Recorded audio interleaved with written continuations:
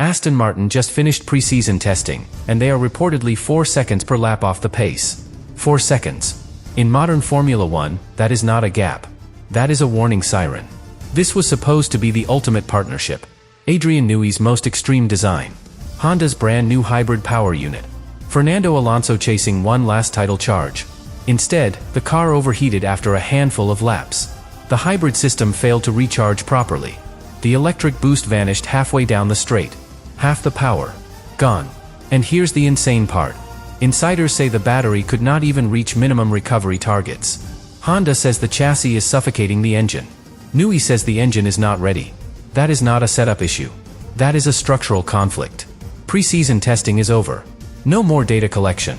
No more controlled excuses. Australia is next. And if this problem is not solved immediately, Aston Martin could start the season fighting just to finish, not to compete.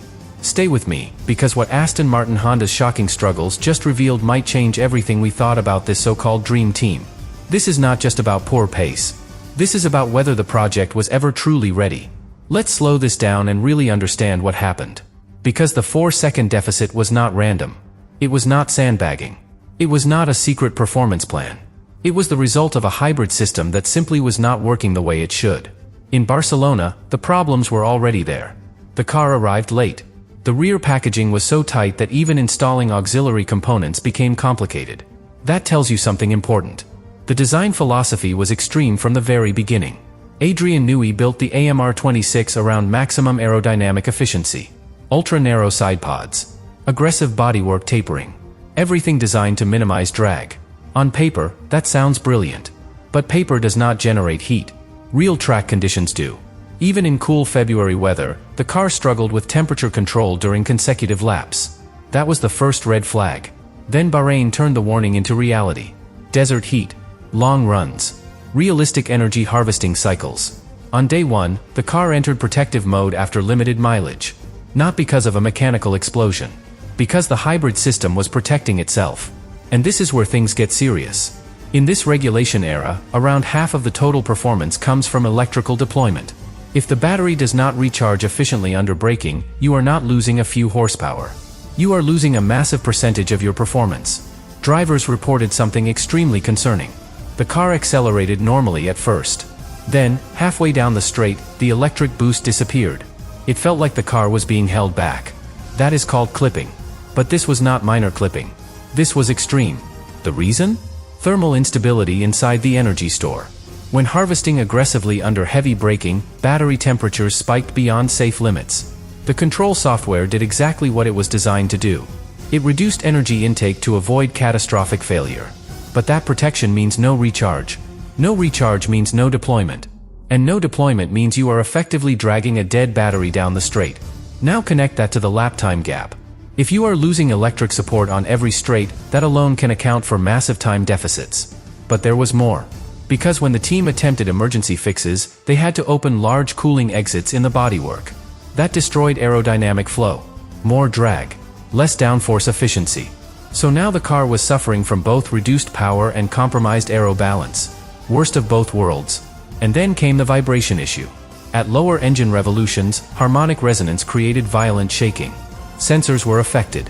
Mounting structures experienced stress. To manage this, Honda implemented emergency engine maps.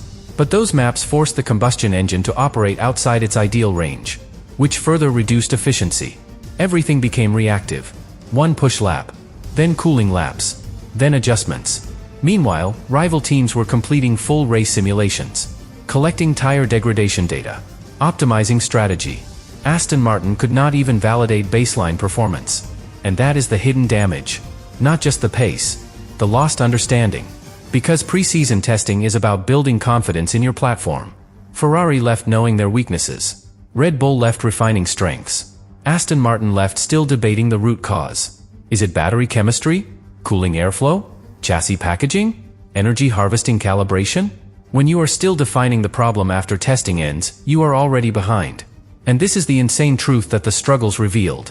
The project may have advanced too aggressively in aerodynamic ambition without fully validating hybrid integration under real-world thermal stress. That is not incompetence. That is misalignment. But in Formula 1, misalignment at this level becomes brutal very quickly. Australia is next. There is no time for structural redesign. Software adjustments can help. A safer battery specification can reduce overheating. But safer usually means less aggressive, which means less performance. So the question heading into Melbourne is not whether Aston Martin can fight for a podium. It is whether the hybrid system can survive a full race distance without shutting itself down. Because if the same symptoms appear under race pressure, if electric boost disappears halfway down the straight again, if emergency cooling compromises balance, then preseason was not a fluke. It was a preview. And that changes everything. But here is where the situation becomes even more uncomfortable. Because this is no longer just about overheating. It is about direction. When a team finishes preseason testing, they usually leave with clarity. They know where they are strong. They know where they are weak. Most importantly, they know what to develop first. Aston Martin does not have that luxury right now. They are facing multiple overlapping issues. Thermal instability in the battery. Energy recovery that cannot reach expected targets. Vibrations forcing conservative engine maps. Emergency cooling that compromises aerodynamics. Each of those problems demands a different solution. And solving one could make another worse. If Honda increases cooling capacity, they may need larger radiators. Larger radiators require more airflow. More airflow means bigger bodywork openings. Bigger openings increase drag. Increased drag reduces straight-line speed. So you fix thermal reliability, but lose aerodynamic efficiency. If Nui insists on keeping the aggressive packaging, then Honda must recalibrate the hybrid system to survive in tighter thermal conditions. That means softer harvesting, less aggressive deployment, lower peak output. So you protect the hardware, but sacrifice performance. Every path involves compromise. And compromise was not part of the original vision. This partnership was sold as revolutionary. Instead, it is negotiating survival before race one. Now think about the bigger picture. When simulation tools fail to match real-world behavior, development becomes guesswork. Honda admitted that their dynamometer data did not align with track conditions. That is significant. Because modern Formula One depends on simulation accuracy. You do not build 10 different battery designs mid-season. You model. You predict. You validate. If prediction fails, confidence in future upgrades weakens. Engineers start questioning data.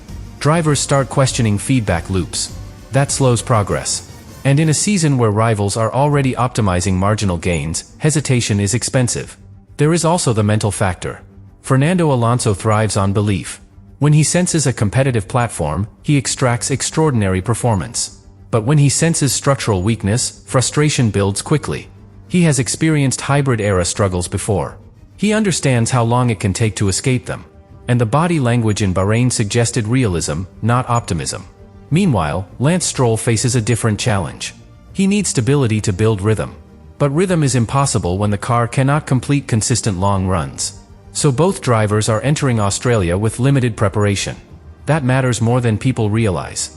Because the first race is not just about points. It sets internal momentum. If Aston Martin arrives in Melbourne still fighting clipping issues and overheating warnings, pressure intensifies immediately. Sponsors start asking questions. Media narratives grow louder. Internal tension between chassis and engine departments escalates. And once blame culture begins, development cohesion suffers. That is the deeper danger preseason revealed. Not just slow lap times, but fragile alignment. Now imagine the worst-case scenario. In Australia, under race conditions, the battery once again reaches thermal protection. Electric deployment fades on the main straight. Rivals breeze past. Engineers call for conservative modes. Drivers manage instead of attack. If that happens, the story shifts permanently. It becomes less about early season setbacks, and more about whether the concept itself needs redesign. Because in this regulation era, you cannot hide a weak hybrid system. Electric deployment defines overtaking, defending, race strategy. Without reliable harvesting, you are not competing at the front. You are surviving at the back. And that is the insane truth these struggles have revealed. The dream partnership is not simply underperforming. It is still searching for structural harmony between one of the most ambitious chassis concepts on the grid and a hybrid power unit that may not yet be mature enough to support it. Australia will not provide full answers, but it will provide confirmation. If the car runs consistently, even at reduced pace, there is a path forward. If the same symptoms return under pressure, then preseason was not bad luck. It was a warning. And in Formula One, ignoring warnings is the fastest way to fall behind. And this is where the long-term consequences start to become clear. Because early season instability does not just affect results. It reshapes development priorities. If Aston Martin begins the year fighting thermal management instead of chasing performance, the entire roadmap shifts. Wind tunnel time gets redirected toward cooling efficiency instead of pure downforce gains. Computational simulations focus on battery insulation instead of aerodynamic refinement. Track sessions become reliability experiments instead of performance validation runs. That costs momentum. And in modern Formula One, momentum is everything. Red Bull and Ferrari are already optimizing marginal gains. They are refining tire degradation curves, perfecting energy deployment strategies, fine-tuning race simulations. Aston Martin, meanwhile, could be entering Melbourne still validating whether the hybrid system can sustain aggressive harvesting without entering protection mode. That is not the same level of preparation. And preparation defines race 1. Now consider something even more strategic. If Honda delivers a safer battery specification for Australia, it may stabilize temperatures. But safer usually means heavier insulation, more conservative charge cycles, lower peak output, which means even if reliability improves, raw performance might remain compromised. That creates a dangerous illusion. The car finishes races. The headlines calm down. But the deficit remains. And closing a multi-second gap during the season is exponentially harder than preventing it in the first place. Then there is the political dimension. Lawrence Stroll has invested massively in infrastructure. New factory. New wind tunnel. Top-tier technical leadership. This project was not built to fight for midfield points. It was built to challenge for championships. If early races confirm structural hybrid limitations, pressure increases rapidly.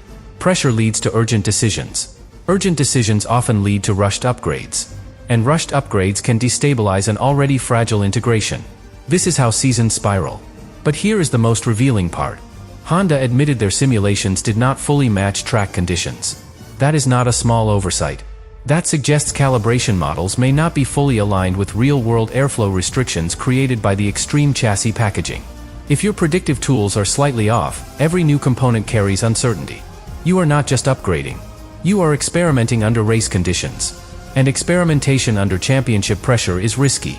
So as we approach Australia, the stakes are not simply about lap time. They are about proof of concept.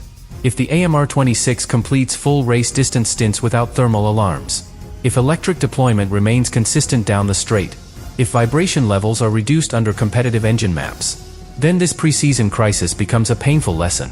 But if energy clipping reappears, if emergency cooling compromises aerodynamic balance again, if conservative maps keep the car stuck at the back, then the insane truth becomes unavoidable. The integration between chassis philosophy and hybrid architecture was not ready for real-world stress. And that kind of misalignment cannot be solved with a minor update. It requires redesign, time, compromise. And in a tightly packed grid, time is the one thing you never have enough of. So when people look at the lap time deficit and call it shocking, they are only seeing the surface. What preseason testing really revealed was fragility. Not just mechanical fragility. Conceptual fragility. The kind that forces a team to choose between protecting vision and protecting results. Australia will not settle the entire story. But it will show us something critical. Whether Aston Martin Honda is stabilizing or still scrambling. Because if the struggles continue under real race pressure, then preseason was not an anomaly. It was the first chapter of a season that may require far more rebuilding than anyone expected.